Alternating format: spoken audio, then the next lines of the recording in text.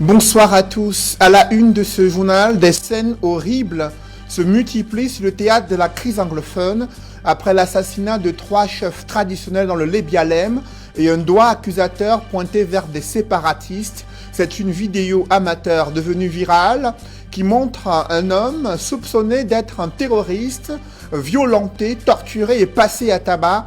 Impliqués dans ces actes de barbarie, 8 éléments des forces de défense et de sécurité ont été mis aux arrêts après une vague d'indignation observée sur la toile.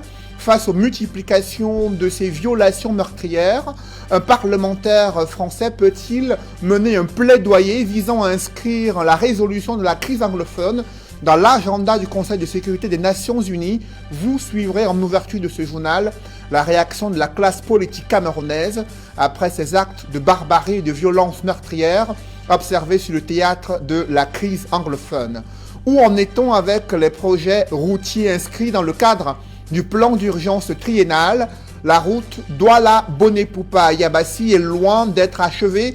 Cela risque d'être reporté à nouveau, la date de livraison de ce chantier, et le calvaire des populations se poursuit. Pourtant, de l'argent a été injecté pour le financement de ce projet. Qu'est-ce qui se passe? Élément de réponse au cœur de ce journal.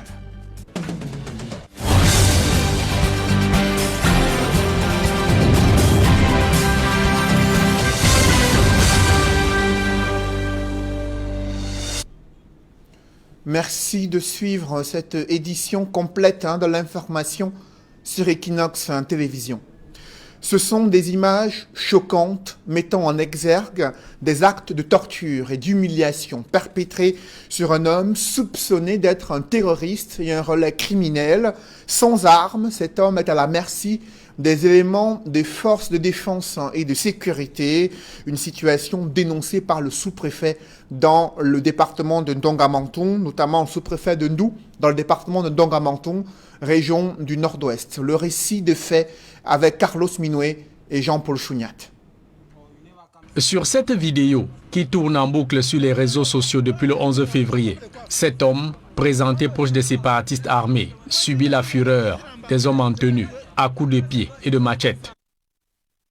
Dans un interrogatoire bien arrosé, des hommes en tenue tentent d'arracher des aveux à leurs victimes sur son éventuelle proximité au combattant Amba Boys, auteur de plusieurs assassinats de militaires, policiers, gendarmes et civils dans les 2 régions du Cameroun anglophone en crise depuis 2016. Frappé violemment au dos, au ventre et à la plante des pieds durant une dizaine de minutes, l'habitant de Ndou, qui se nommerait Jean Faye Mbongon, a reconnu avant le début de ses sévices avoir des frères Amba Boys, dont il ignore cependant où ces derniers se cacheraient en brousse. Et 3 jours après la diffusion en continu de ces images émouvantes sur la toile, le sous-préfet de Ndou dans le département du Ndonga-Menton au nord-ouest demande des explications aux chefs militaires des différentes unités en poste dans son territoire de commandement. Dans son message porté à ses commandants de troupes, le sous-préfet Adamou Chouaï Bou Ibrahim s'indigne de l'audace et le courage de leurs éléments à torturer à mort un citoyen, filmer la scène horrible et la diffuser sur les réseaux sociaux. Au-delà de condamner cet acte barbare, l'administrateur civil principal exige par ailleurs des sanctions disciplinaires exemplaires et des poursuites judiciaires contre les hommes en tenue coupables de ces traitements inhumains. La soif de justice du sous-préfet de Ndou sera-t-elle entendue en haut lieu? Affaire à suivre. L'armée camerounaise a authentifié cette vidéo présentant un homme interrogé, puis violenté et passé à tabac par des éléments des forces de sécurité et de défense. Selon le ministère de la Défense, la scène se déroule dans la journée du jeudi 11 février 2021 dans la localité de Ndou, département de Ndonga-Menton, région du Nord-Ouest. Les premières investigations menées ont conduit à l'identification de la victime, le nommé Jean Faye Fungon, soupçonné selon l'armée d'être un relais criminel et un terroriste local. Dans ce communiqué, l'armée regrette un acte inacceptable et déclare avoir identifié 2 gendarmes, 2 soldats, 4 policiers impliqués dans ces scènes de torture. Les mises en cause ont été arrêtées et placées en détention à la brigade, passée en garde à vue, à la brigade territoriale de gendarmerie de Ndou, sur instruction du ministre délégué à la présidence, chargé de la défense. Des enquêtes disciplinaires, administratives et judiciaires ont été ouvertes pour préciser les contours de ces intolérables agissements qui, selon l'armée camerounaise, sont en rupture avec le respect des règles d'engagement et la protection des droits humains, principes cardinaux auxquels les forces de défense et de sécurité sont astreints.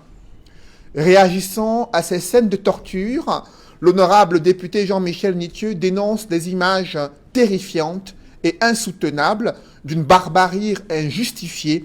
Le député SDF exige des enquêtes en vue de l'identification des auteurs de cette déshumanisation et la sanction la plus lourde à l'encontre des éléments reconnus coupables d'un acte primitif et odieux. Le président régional du SDF pour le littoral appelle l'armée à intégrer dans son comportement opérationnel des attitudes dictées par des canons bien connus en la matière.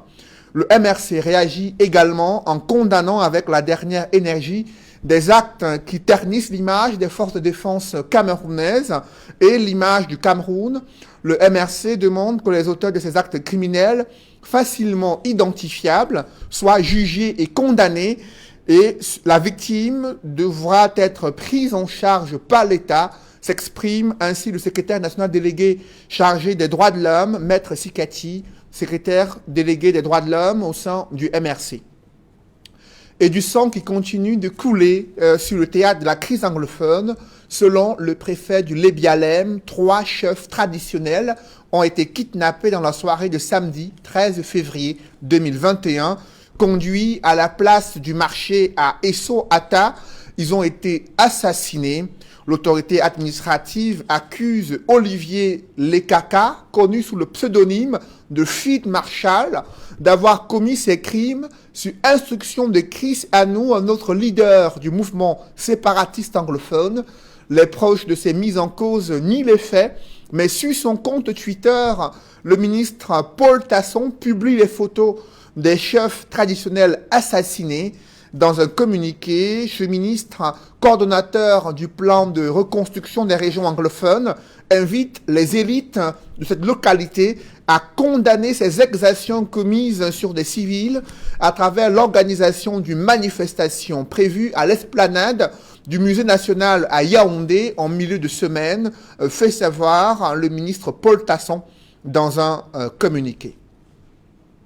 1 an après le massacre des civils survenu en Garbour dans le chaudron de la crise anglophone, les autorités administratives se sont rendues sur les lieux afin de pouvoir manifester leur solidarité à l'endroit des victimes de ces massacres.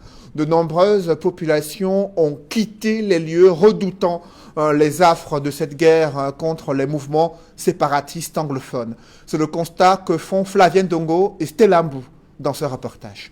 Vu du haut, le climat semble serein, mais à y voir de près, c'est le désert en Garbour 3. 1 an après le massacre qui a fait une vingtaine de morts, la nuit du 13 au 14 février 2020. Sur les lieux du crime, quelques ustensiles et des maisons abandonnées. Mais bien plus, une tombe en guise de fosse commune qui attire le gouverneur de la région du Nord-Ouest et sa suite venue rendre hommage aux disparus. We are commemorating the victims today, but maybe later on, the family will still organize the funerals. Zone difficile d'accès, Garbour 3 n'est plus que l'ombre de lui-même. Des personnes déplacées et par ailleurs rescapées du massacre peinent à y retourner malgré la présence des forces de défense qui y ont installé une base. I am not able to go there because when I go there now, I will feel pains. Remember my mothers, my sisters, and the chickens that they burn with fire, it will be worrying me. Adolphe Lélé l'Afrique regrette ce qui est arrivé en Garbour, mais tente de rassurer la population. The future of our nation is bright, provided we rely on our government, we rely on our head of state. Alors que le procès est renvoyé au 18 février 2021 pour ces meurtres de Garbour survenus le 14 février 2020, le gouvernement camerounais avait admis que ses forces de sécurité étaient partiellement responsables des meurtres. 2 soldats et un gendarme ont été arrêtés et accusés de meurtre, d'incendie criminel, de violence contre une femme enceinte et de violation des consignes. C'est une affaire à suivre. Devant l'escalade de violences meurtrières sur le théâtre de la crise anglophone, le parlementaire français Sébastien Nadeau annonce sa mobilisation pour un plaidoyer visant à inscrire la résolution de la crise anglophone dans l'agenda de la prochaine session du Conseil de sécurité des Nations Unies sous la présidence américaine.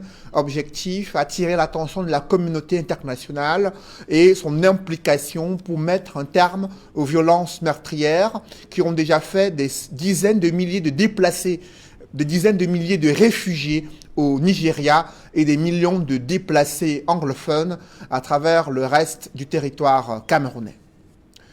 Toujours dans l'actualité, Mamadou Mouta, premier vice-président du MRC, accueilli en triomphe dans le Septentrion, précisément à Tokombéré, un retour après 18 mois passés en prison, mais la verve est restée la même. Et le président national, Maurice Kamto, président national du MRC, a tenu à l'accompagner dans ce retour pour rassurer sa famille politique et ses parents sur son engagement à poursuivre le combat pour l'alternance démocratique et l'amélioration des conditions de vie des populations. Compte rendu, Amadou Daïrou et Gladys Sidier. La population de Tokombéré en général et la famille Mota en particulier est très fière de toi. C'est le cahier d'un retour au village natal pour Mamadou Mota. Après 20 mois passés en prison, il retrouve enfin les siens.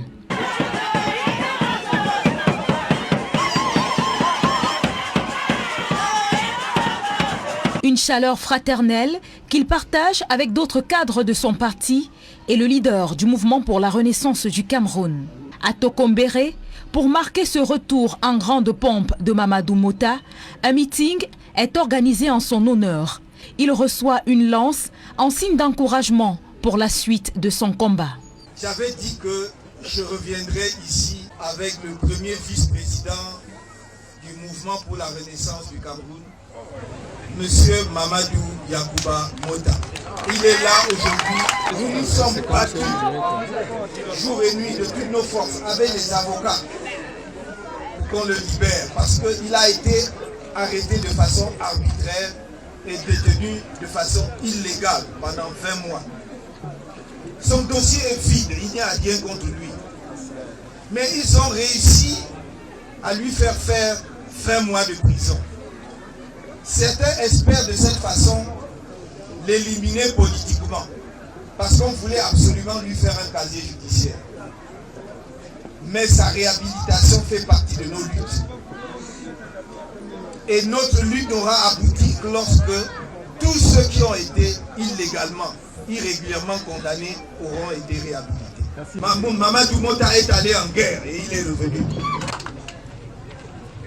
Mais la guerre n'est pas terminée. Les jeunes de cette localité le présentent comme un modèle et déclarent qu'ils ont dû braver des interdictions et intimidations pour prendre part à ce meeting. Bon, il y a eu un peu d'intimidation de la part des membres du régime qui ont menacé et même intimidé des jeunes de ces rendaient plus massivement à cette cérémonie. Mais que ça en tienne, vous voyez quand même, les gens ont bravé, certains ont bravé cette intimidation, les gens ont traversé pour venir accueillir leur fils, Mamadou, qui est là actuellement. Nous sommes en joie, mais la joie est un peu débordante parce que je n'arrive pas bien à parler parce que vous comprenez, je vais dire quoi, nous sommes dépassés de joie en fait, parce qu'on nous a promis qu'il ne reviendrait jamais. C'est pour ça que je pleurais, c'est pas parce que je voyais, mais le fait qu'il soit revenu, c'est pour dire qu'on a ce que les gens avaient prévu a échoué. Bon, hormis la prison, les gens de Tokombéré sont des prisonniers. On est prisonnier quand tu n'arrives pas à manger chez toi, tu es un prisonnier. Quand tu n'arrives pas à aller à l'école, tu es prisonnier. Les 50% des étudiants de Tokombéré sont au chômage. Ils sont au chômage. Les enfants qui ont plus de 40 ans sont là à la maison. Ils sont à la maison, ils mangent la nourriture de leur papa. Or, un enfant qui a 40 ans devait avoir sa famille. Il devait aider son papa. Un père qui a 80 ans, qui son fils est à la maison. on vit la misère. Il faut que la jeunesse se mobilise. Il faut qu'on prenne notre responsabilité. Après sa sortie de prison, le premier vice-président du MRC a réaffirmé sa détermination à poursuivre son combat pour la renaissance. Parlons à présent de la construction de la route Douala-Bonepupa-Yabassi. C'est l'un des projets routiers inscrits dans le cadre du plan d'urgence triennal. Je vous le disais en titre, ce projet connaît un énorme retard. Après les promesses de livraison de ce chantier faites en 2019 et 2020, les travaux d'aménagement routier risquent de ne pas être achevés cette année 2021. Et pour cause, le chantier connaît d'importants goulots d'étranglement qui freinent son exécution. Partant de Douala, nos reporters Donald Brice-Cargan et Cédric Chouna ont partagé le calvaire des voyageurs qui se rendent à Yabassi. Voici le grand reportage. Mais vous savez pourquoi je suis ici? Embarquement pour Yabassi dans cette gare de fortune qui porte le même nom à Douala. À bord de ce pick-up, l'équipe d'Equinox Télévision qui a opportunément choisi de vivre la réalité des usagers de cette route en voyageant dans les conditions de ces Camerounais ordinaires s'apprête à rejoindre le chef-lieu du département du Cam. À peine sorti de PK21, un nuage de poussière vous annonce le premier tourment. Cette route Douala-Bonepupa-Yabassi est un projet du plan d'urgence triennal. Avec ses deux phases, il a démarré en 2017. La route est nivelée et les contorsions que faisait subir cette route aux usagers se sont certes amenuisées, mais son bitumage était censé être achevé en fin 2019. En cette saison sèche, les boubiers géants ont laissé place à des nuages de poussière. Irrespirables. Les gros camions, quand il parle les grimiers et les camions de la société qui est en place, qui fait les travaux, nous souffrons de la poussière parce que les gars n'arrosent pas.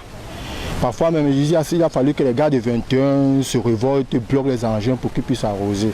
Donc parfois aussi, quand ils arrosent, c'est limite au niveau de 21 là.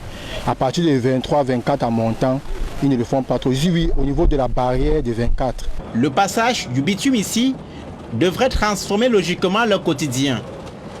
L'enjeu, c'est faciliter l'écoulement des produits agricoles tout en connectant la capitale économique à l'impressionnant bassin qu'est le Cam. Les lenteurs du projet irritent. I'm so much disappointed because it's a very long project and I've not been seeing the advancement of the road as compared to the time given to the company in question. So I see no work done as compared to the amount of time that I've been in the field. Déjà dans le tourisme, moi j'ai fait le jeu de Yabassi. Vous comprenez? Nous avons une richesse ici. Nous avons une richesse, que ce soit à Kondjok, que ce soit à Soleil, que ce soit à Lamba, que ce soit en Dalé, partout et ailleurs. Regardez par exemple, même dans le même forestier. Les conditions de voyage en saison sèche comme pluvieuse ne rendent pas le département très attractif. Du coup, l'idée d'aller à Yabassi et ses environs reste toujours un peu répugnante, malgré des avancées ces dernières années sur le parcours. Seuls quelques véhicules de transport font le trajet, surtout s'ils ont la robustesse requise. Mais l'espoir des usagers, c'est que le bitumage baisse également le prix du transport. Le transport, par exemple, qui est aujourd'hui à 3 000 francs parce que la route n'est pas bitumée. Et déjà, si on bitume la route, je pense qu'on doit réduire le transport même à 2 000 francs. On espère qu'après la route, les transporteurs vont comprendre qu'il faut réduire le prix du transport. 1500 2000.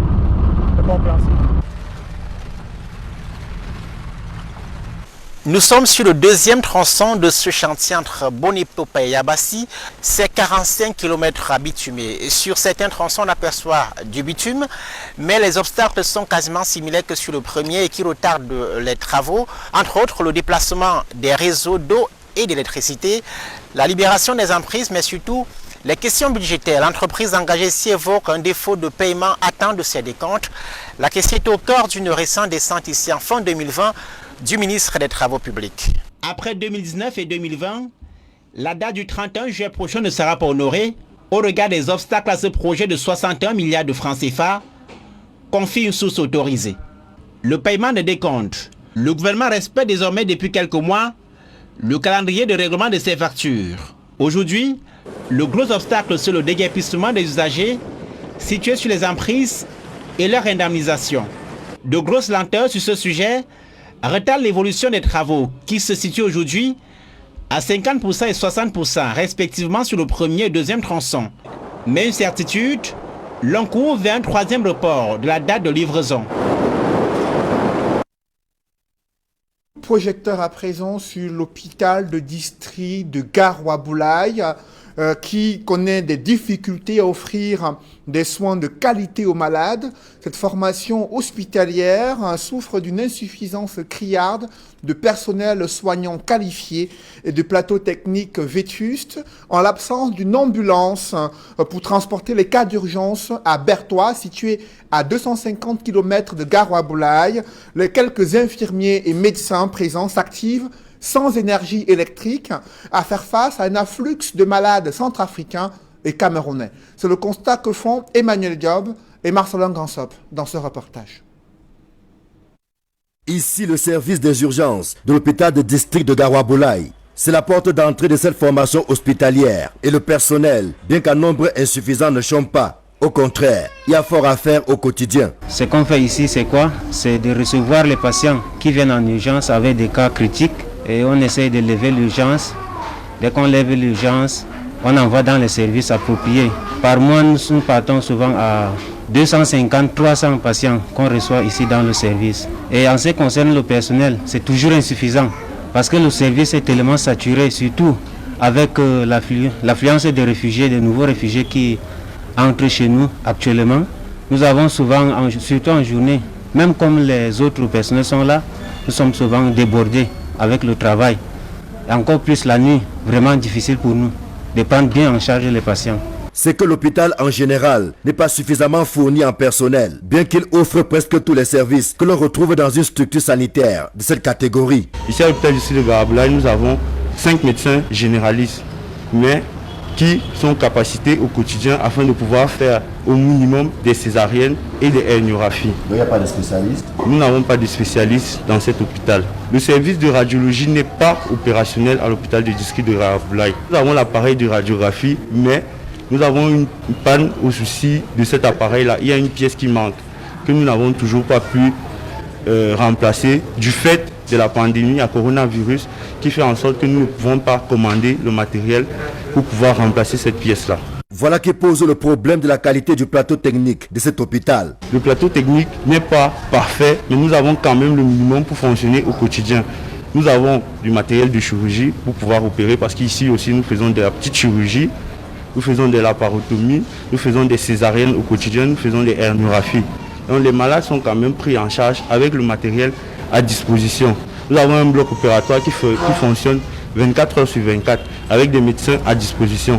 L'une des plus grandes difficultés de cette structure sanitaire est l'alimentation en eau et en électricité.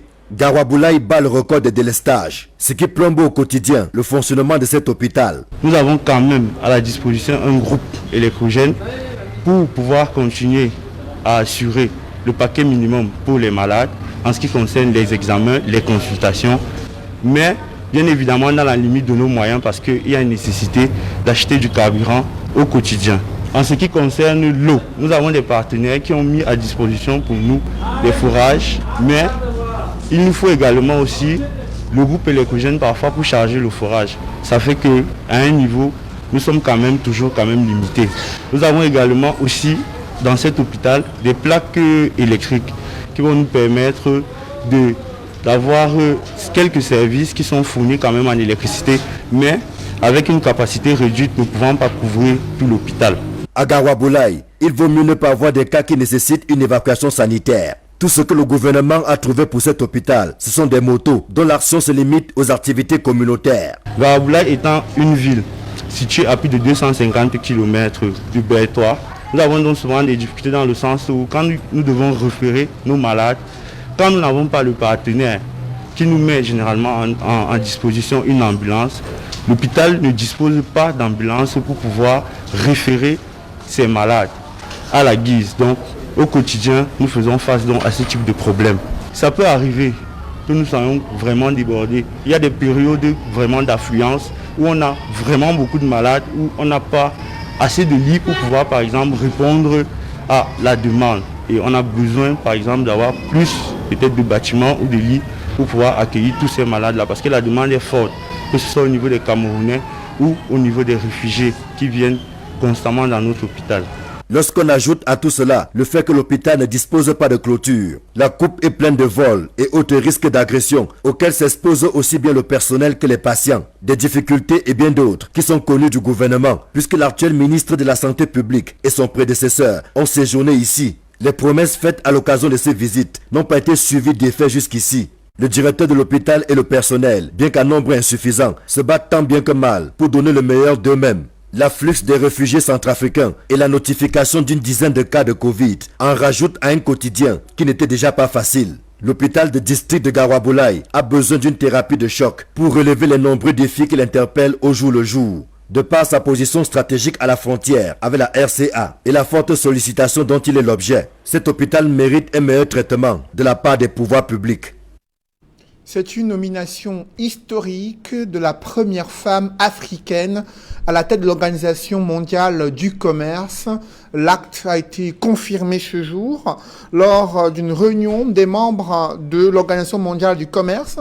Ils viennent d'accepter de nommer le docteur Ngozi Okonjo-Iweala comme première directrice générale de l'OMS, décision prise par consensus lors d'une réunion spéciale de cette organisation, elle qui vient à la tête de cette structure au moment où elle fait face à plusieurs défis en matière de régulation des activités commerciales dans le monde.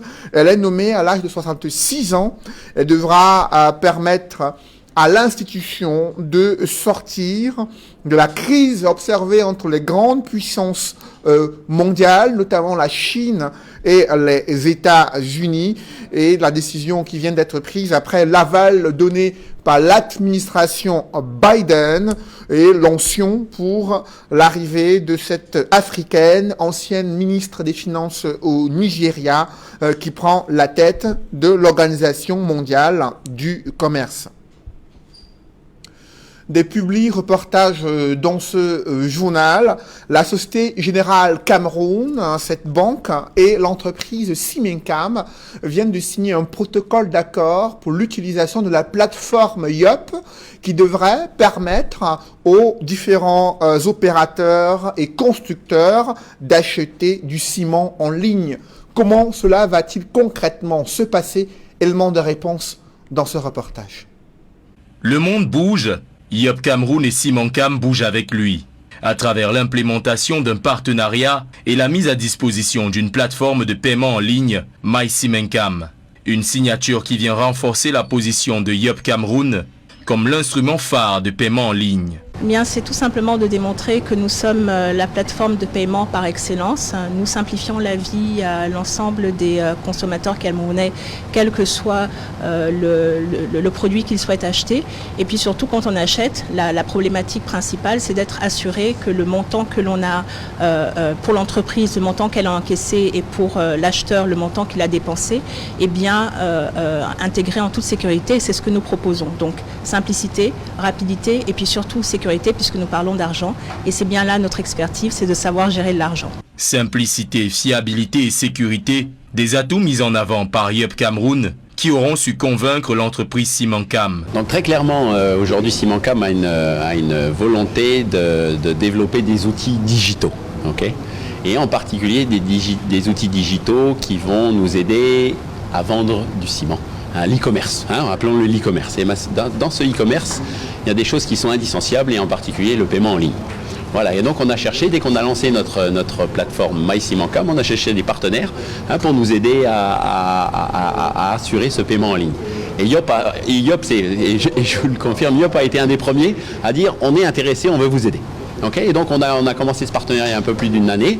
Et ça se concrétise aujourd'hui par des actions concrètes. C'est-à-dire qu'aujourd'hui, si vous achetez un sac de ciment sur notre plateforme, vous allez être capable de le payer en ligne avec le YOP Wallet, qui est un outil extrêmement facile et agréable et sécurisé pour garantir à nos clients le meilleur service. Une volonté affichée par YOP Cameroun de rendre plus facile d'utilisation et plus accessible les moyens de paiement en ligne. Une offre déjà disponible au grand public grossistes comme particuliers, désireux d'acheter du ciment sur la plateforme MyCimencam. Une seule condition à remplir, posséder un compte Yup. Alors il vous suffit simplement d'avoir un téléphone. Yup est un moyen de paiement qui est intégré sur la plateforme de paiement MyCimencam. Ensuite, le client va donc rentrer les coordonnées, ce qu'il veut, le tonnage ou le nombre de sacs de ciment qu'il souhaite acheter. Et ensuite, rentrer donc la référence, le montant du montant de paiement apparaît et le paiement se fait tout de suite en toute simplicité. Donc l'avantage, c'est que vous n'avez pas à vous déplacer dans un point pour acheter désormais votre ciment et vous pouvez le faire directement sur l'ensemble du Cameroun. Yup Cameroun, c'est plus de 5000 points de vente et plus d'une trentaine de partenaires à travers le Cameroun. Un réseau auquel se rajoute désormais l'entreprise Cimencam. Une poignée de main entre Yup Cameroun et Cimencam qui augure le début d'une nouvelle ère dans les solutions de paiement mobile. Alors que son statut va évoluer de microfinance à établissement bancaire, la régionale d'épargne et de crédit annonce son entrée en bourse avec pour ambition d'ouvrir son capital à de nouveaux actionnaires. Le processus vient de faire l'objet d'une communication de la part de l'administrateur directeur général de la régionale d'épargne et de crédit. Reportage. Déjà pionnière à sa naissance en 1993 dans le secteur de la microfinance, la régionale d'épargne et de crédit remet ça en étant le premier établissement financier au Cameroun à entrer en bourse pour vendre ses actions dans la période du 9 au 26 février 2021. L'annonce vient d'être faite à Yaoundé par l'administrateur directeur général de la régionale d'épargne et de crédit lors d'une conférence de presse. Nous sommes partis à la bourse pour lever 8 milliards 232 millions afin de conforter nos fonds propres dans le cadre de la transformation de cette institution en banque universelle. Il est vrai que nous avons des capitaux propres qui sont suffisants aujourd'hui, mais nous avons estimé qu'il faut les mettre à un niveau très appréciable. Avec un capital que la régionale d'épargne et de crédit entend porter à plus de 15 milliards de francs CFA, cet établissement financier entend consolider sa crédibilité avec son entrée en bourse. L'entrée en bourse, pour nous aide à réaliser notre vision, qui consiste effectivement à faire une institution financière solide, qui se veut millénaire, c'est-à-dire celle qui succède à son promoteur. Et ceci avec un actionnariat qui est populaire. Techniquement, les modalités sont présentées comme alléchantes pour le grand public. L'entrée en bourse de la régionale, c'est l'émission de 196 000 nouvelles actions qui sont mises à la vente au public au prix de l'action de 42 000. Donc c'est très simple, vous avez de l'épargne et vous souhaitez investir pour vous, pour vos enfants. De plus, la méthodologie pour devenir actionnaire de fait ne souffre d'aucune entrave. Vous allez dans les points agréés, vous remplissez le bulletin de souscription. Vous pouvez aller donc au niveau des agences de la régionale, vous pouvez aller en ligne pour faire la souscription. Une fois que vous avez rempli le bulletin, que vous avez payé les actions, vous devenez actionnaire à la suite de la clôture de l'opération. Pour le patron de la régionale d'épargne et de crédit, l'entrée en bourse de cet établissement financier est en définitive un avantage pour lui. La bourse devient donc une opportunité au regard des contraintes d'entrer en bourse. Parce que ces exigences, par exemple, l'exigence d'une très haute transparence, pour nous, c'est un élément qui nous permet d'améliorer nos performances. Au moment où la régionale d'épargne et de crédit entre en bourse, à la Bourse des valeurs mobilières d'Afrique centrale, ces chiffres parlent pour elle. Au 30 novembre 2020, elle affiche un bilan de 29,5 milliards de francs CFA, 8 milliards de fonds propres, 1,3 milliard de résultats nets et plus de 100 000 clients dans son portefeuille. Et cette nouvelle qui nous vient de Ngaoundéré, dans la région de l'Adamawa, là où un accident de la circulation a fait 4 morts. C'est une agence de voyage qui a effectué un mauvais dépassement en plein virage à la falaise de Mbé. Et le bus de 70 places s'est retrouvé dans un ravin. Bilan, 4 morts sur place et plusieurs blessés transportés à l'hôpital régional de Ngaoundéré. Le gouverneur de l'Adamawa s'est rendu sur les lieux afin d'évaluer les dégâts et surtout de comprendre les circonstances de cet autre accident survenu en début de soirée à Ngaoundéré dans la région de l'Adamawa. Mesdames, messieurs, c'est la fin de ce journal. Merci d'avoir suivi. Juste après cette édition de 20h, retrouvez Serge Alain Autou et ses invités pour le débrief du journal sur le plateau d'Equinox Soir. Serge Alain. Des chefs traditionnels kidnappés puis assassinés sur la place du marché dans le département du Lébialem. C'est du moins ce que révèle l'autorité administrative dans une localité située dans le département du Lébialem. L'autorité administrative pointe un doigt accusateur sur celui qui est surnommé Field Marshall, qui aurait agi sur instruction de Chris Hanou, un autre leader du mouvement séparatiste installé aux États-Unis. Et du coup, il y a eu une réaction des élites et forces vives de ce département dans un communiqué signé du ministre Paul Tasson qui condamne cet acte barbare et ces exactions commises par les groupes armés séparatistes. Il annonce une manifestation à l'esplanade du musée national à Yaoundé, invitant les populations et forces vives à dénoncer ces actes barbares. Et les proches des personnes mises en cause dans ces exactions ont nié leur implication. C'est Jean-Là. Voilà, madame, monsieur, c'est donc l'essentiel d'Equinox Soir, deuxième partie. Bonne soirée à vous, Cédric. Je vous souhaite une bonne soirée. Rendez-vous demain, 20h. Dans un instant, madame, monsieur, la suite. Equinox Soir.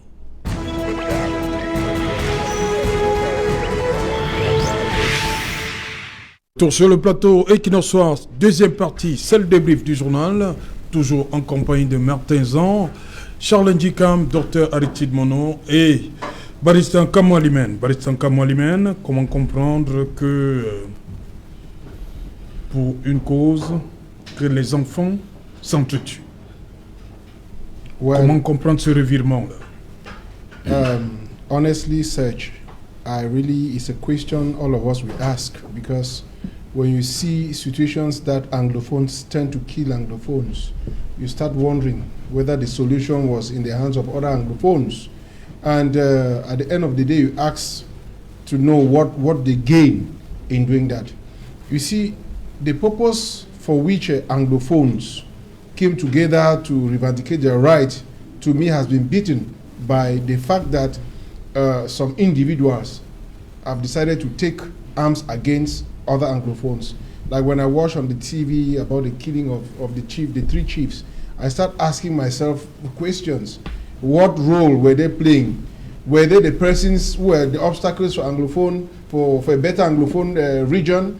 And Alan, it is sad. It is very sad that we kill our own chiefs for what purpose I cannot say.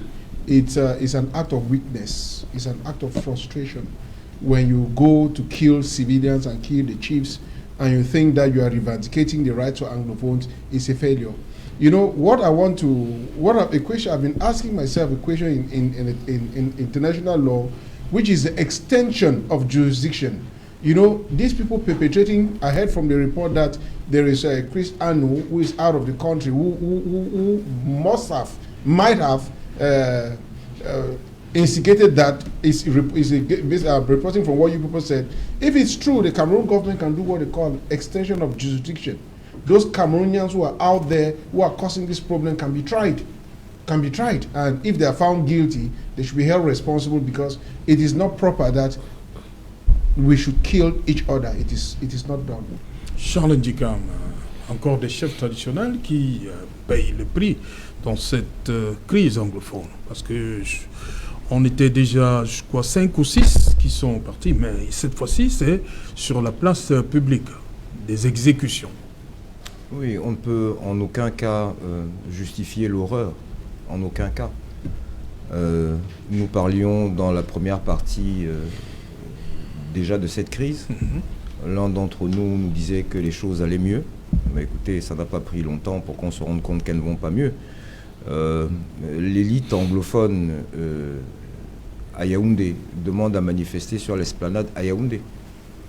Je pense qu'il aurait dû aller manifester sur l'esplanade, la place centrale, là où ses chefs sont décédés.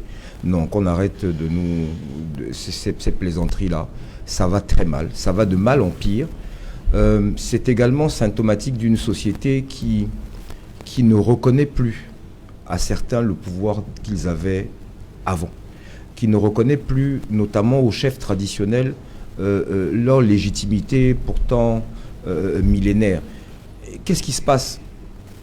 Sans vouloir apporter comment dirais-je, je dis bien, de justificatif, on essaie juste d'élaborer des pistes qui peuvent permettre de comprendre pourquoi nous en sommes arrivés là. Les chefs traditionnels sont devenus des politiciens. De ce fait, ils sont devenus des cibles. J'ai écouté avec beaucoup d'attention sur votre même antenne hier soir un leader politique qui était en train de dire que quand ils se retrouveront avec leur sujet lors de débats au sein de ces conseils régionaux, mais c'est plus aux chefs que je vais m'adresser à ceux conseillers comme moi, qui ont le même titre que moi. Voilà, donc ce mélange des genres produit ce que nous voyons là, et que nous devons tous condamner. Ce mélange des genres produit ce que nous voyons là. Alors, quel est le but de ceux qui ont fait ça? Est-ce que c'est toujours pour choquer? Est-ce que c'est pour décourager ces chefs-là? Enfin, moi, je ne veux même pas en connaître le but, parce qu'il n'y a aucune raison valable pour attenter à la vie de son frère, de son concitoyen.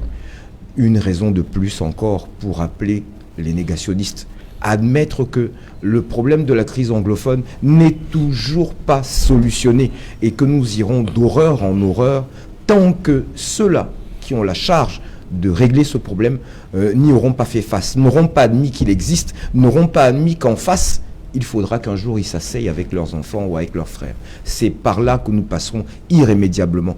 Je rappelle, comme je le fais chaque fois que l'occasion m'en est donnée, qu'il y a des Camerounais qui sont en ce moment emprisonnés pour avoir demandé que cette paix vienne et qu'on agisse, que l'État du Cameroun agisse. Il y en a qui sont en prison pour cela aujourd'hui, notamment des militants de mon parti, le MRC.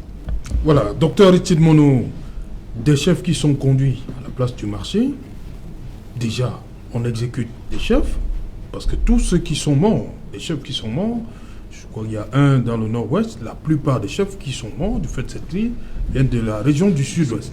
Voilà 3 autres, toujours dans le sud-ouest. Mais ceux-ci sont conduits à la place du marché. Est-ce qu'il y a un message fort qu'on a voulu passer? Qu'on exécute un chef sur la place du marché en plus. Et quand on sait ce que le marché représente pour nous autres partout. Sous réserve de l'authentification des véritables auteurs oui. de cet acte, je dirais que c'est la stratégie qui est utilisée par des terroristes, à savoir des exécutions punitives exemplaires qui devraient normalement diffuser la terreur au sein des communautés. Il y a eu des localités dans l'extrême nord où les chefs ont été appelés la nuit, les populations ont été rassemblées et Boko Haram les a exécutés en présence de la population très tard dans la nuit. Il y a eu... On a appelé les chefs, vous voulez dire? Oui, ils appellent des chefs, donc c'est-à-dire qu'ils extirpent les chefs de leur case, de leur chefferie. Ils réveillent les populations pour venir assister à l'exécution du chef pour dire à la population qu'en fait, c'est lui qui sera de connivence avec l'ennemi qui était en fait l'État dans cette situation. Alors, il passera par la même exécution. Donc, nous sommes dans une logique de communication, de diffusion de la terreur. Et l'élément central, l'objectif qui est recherché par les auteurs, c'est tout simplement la domination de la population. Parce que la guerre asymétrique, c'est généralement la guerre qui est au sein de la population, qui se mène avec les populations et qui tient la population, contrôle en fait l'issue de la guerre. Et on est donc dans ce combat, je l'ai toujours dit, nous ne pouvons pas mettre un terme à la crise, à la guerre dans le Nozo si on n'a pas la population avec nous. Vous avez vu, on a tenté de faire le copier-coller des comités de vigilance qu'on a observé dans l'extrême nord, dans le Nozo. Ça ne tient pas parce que on n'arrive pas à détacher les populations de la cause qui est portée par les Amazoniens. On peut ne pas être d'accord avec la stratégie, avec des moyens qui sont mobilisés, qui sont mobilisés par des sécessionnistes, Mais toujours est-il que le problème qui est porté, celui de la marginalisation des anglophones, est partagé. Que ça soit légitime ou illégitime, que ça soit pertinent ou impertinent, il faut qu'on admette que la cause fondamentale, le ciment idéologique de l'Ambazonie est partagé. Même ceux qui sont au sein du gouvernement sont d'accord à un moment donné qu'il y a un problème de marginalisation. On a vu des autorités élites du NOZO se concrétiser sur la question. Donc, c'est-à-dire que dans leur subconscient, il y a cet élément qui réside, qui loge, qui est celui de la marginalisation des anglophones. Et là, maintenant, on n'est pas d'accord sur la méthode. Certains estiment qu'il faut prendre des armes. Certains estiment qu'il faut le fédéralisme. D'autres estiment qu'il faut rester dans l'État unitaire.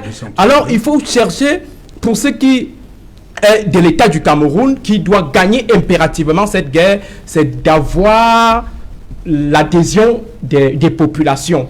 Parce que de l'autre côté, il y a également cette politique. Et il y a deux façons de gagner l'adhésion des populations. On peut utiliser une démarche hard, c'est-à-dire qu'on utilise la force, la brutalité pour obtenir les adhésions. On peut également utiliser la démarche soft, c'est-à-dire qu'on passe maintenant par le discours, par la séduction. Et là maintenant, je pense que la démarche hard qui a été utilisée s'avère inopérante. Donc, c'est-à-dire qu'on force la population anglophone à coopérer, ça ne tient pas. Déjà, cette population n'a pas de garantie que l'État pourra la protéger au cas où elle se décide de tourner le dos de manière officielle, publique, ostentatoire aux Ambazoniens. Et deuxième chose, ils ne sont pas rassurés que ce qui constitue le fond même de la crise anglophone pourra être résolu par l'État. Donc on est dans une bataille de la conquête de la population et on sait bel et bien que les chefs traditionnels constitue ce leader communautaire. Donc, c'est-à-dire qui tient les chefs traditionnels, tient les communautés. Il faut maintenant donc commencer à conquérir les chefs traditionnels. Et il y a deux façons, comme je l'ai dit tout à l'heure. Il y a la façon par la force, c'est-à-dire qu'il faut les brutaliser pour obtenir de force les adhésions, ou alors on utilise la séduction. Je pense que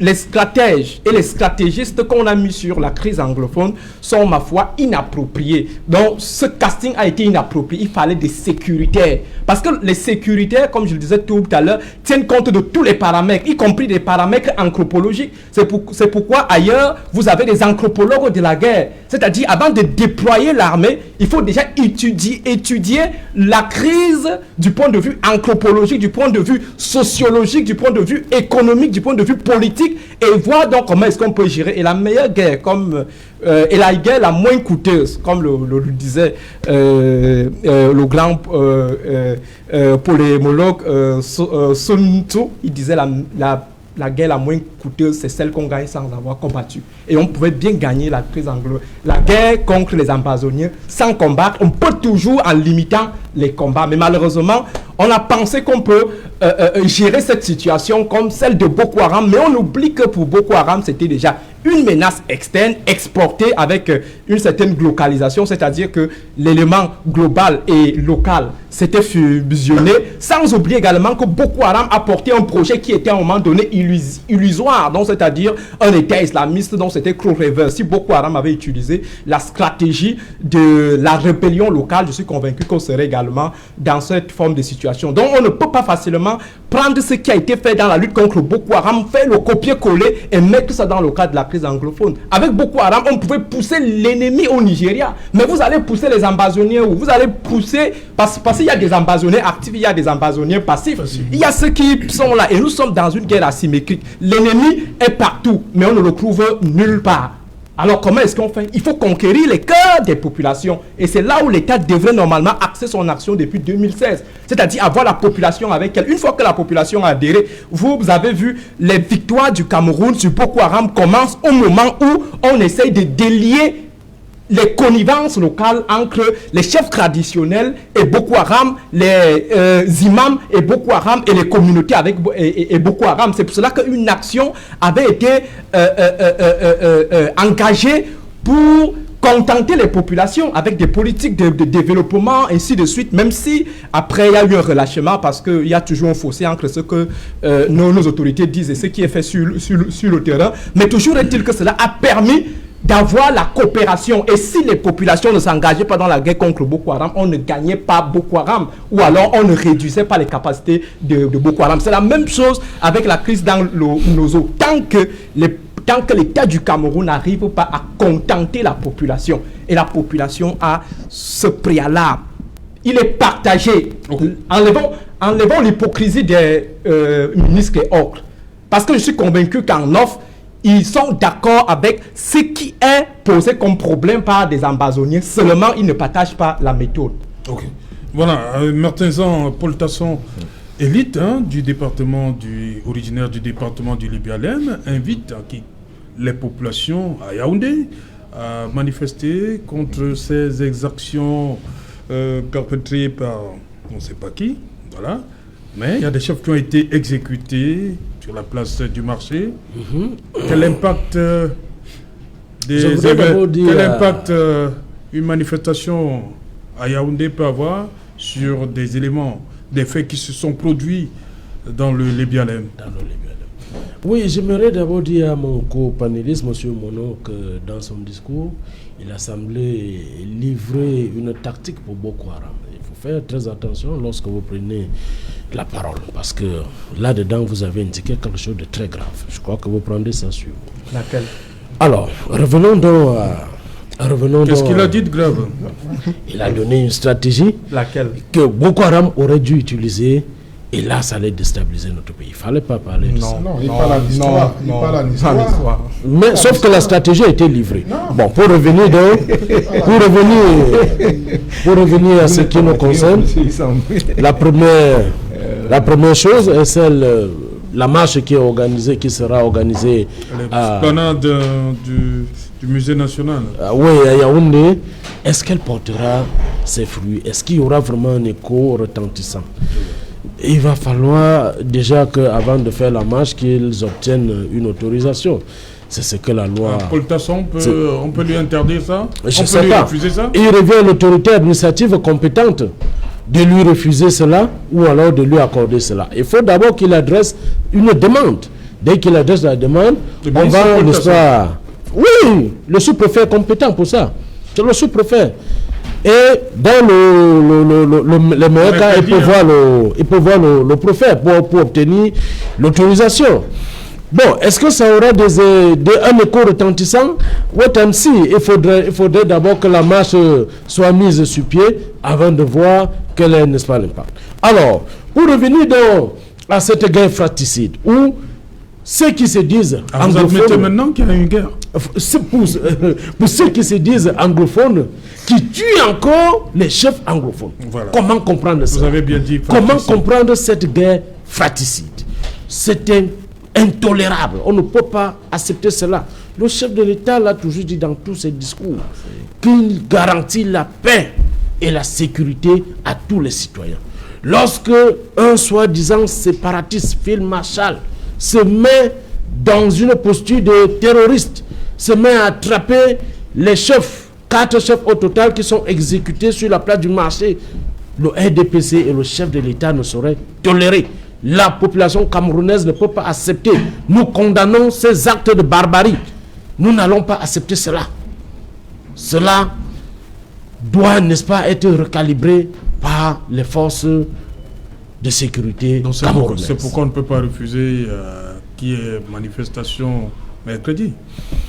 Il revient, comme je disais, c'est à l'appréciation de l'autorité administrative.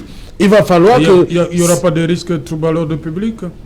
L'autorité administrative devrait nous dire. Vous savez, M. Serge-Alain Autour, il y a une enquête qui sera ouverte. Si, n'est-ce pas, le ministre Paul Tasson fait une demande, on va ouvrir une enquête. On va, n'est-ce pas, délimiter le lieu de la marche.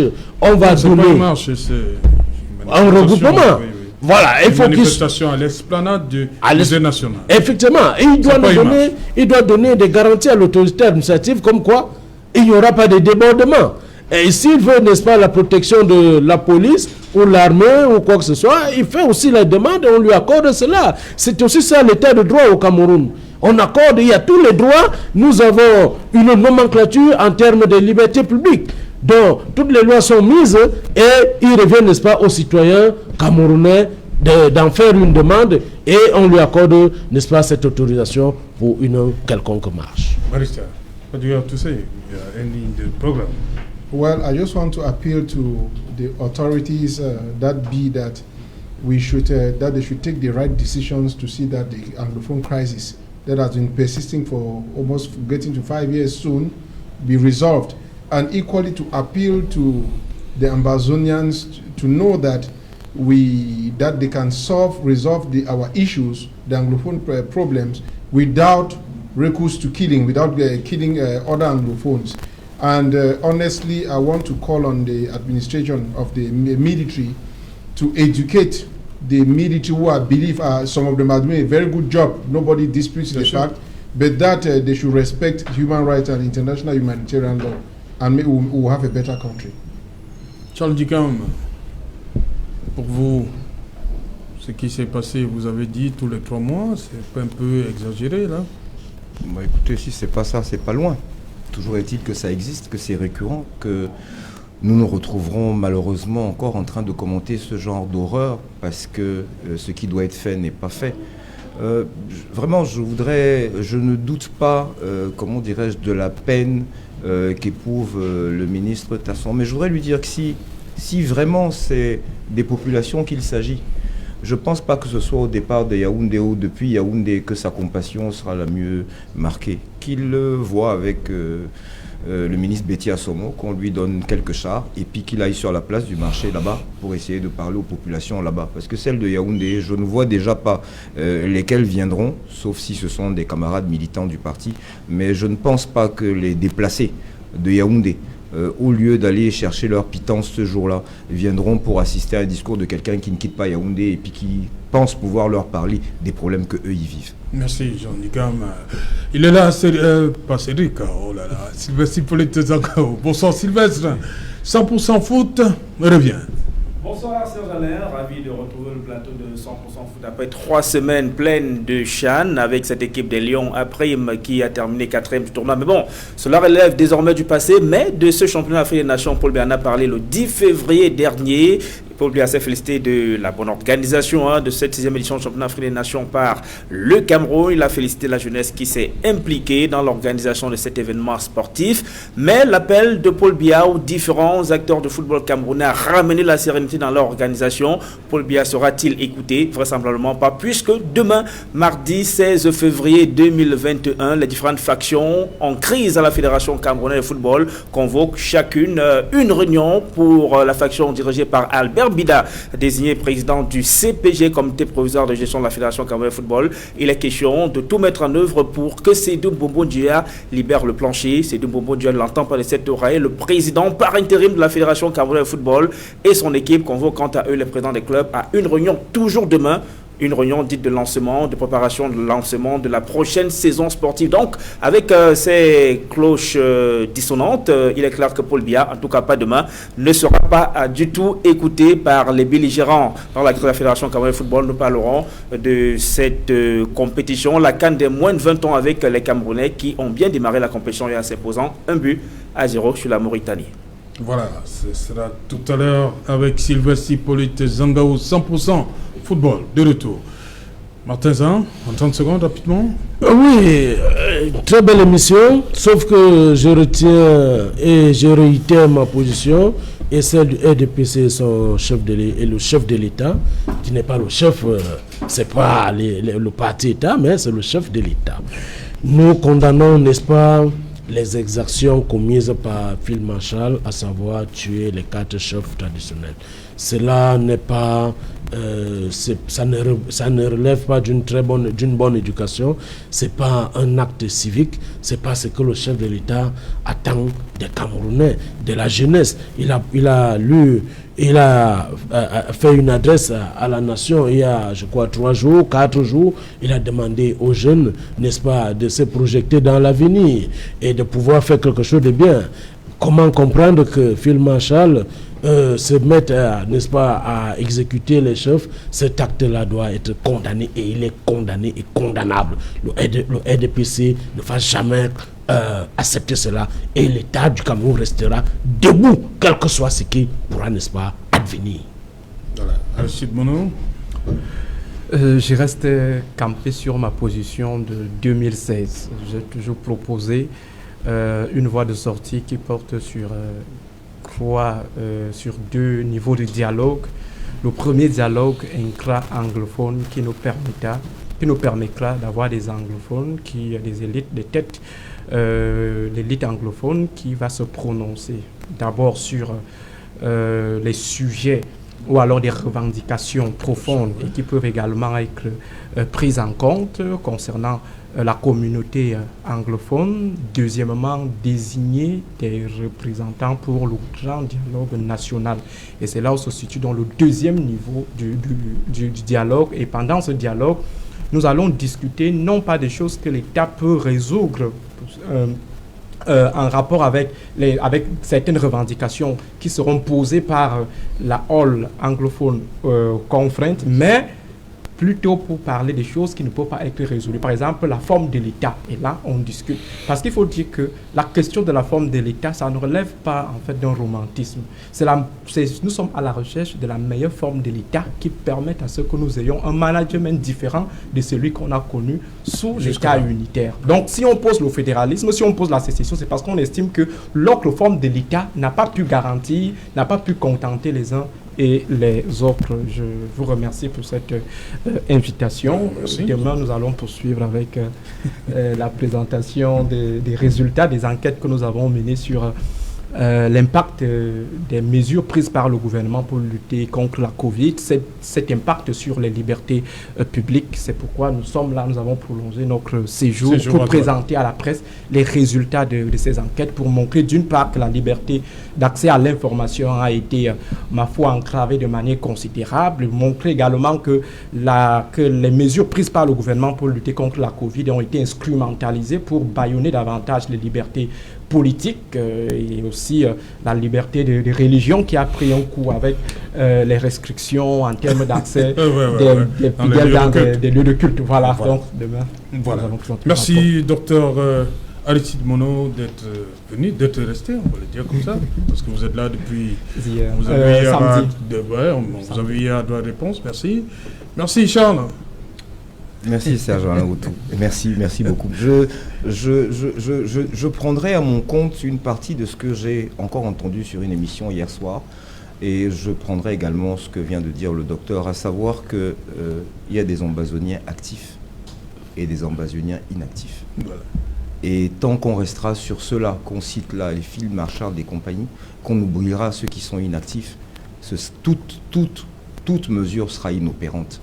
Il est grand temps, et je pense qu'on a pris des mots qu'on a jetés en pâture, fédéralisme, etc. Mais en réalité, le problème n'est pas là. Le problème, c'est qu'aujourd'hui, il y a une économie de guerre qui profite à quelques-uns, et au détriment du plus grand nombre. Il faudra qu'à un moment donné, celui-là qui n'arrive même pas à se faire écouter des footballeurs finisse par trouver le bon ton et la bonne personne pour parler au Cameroun.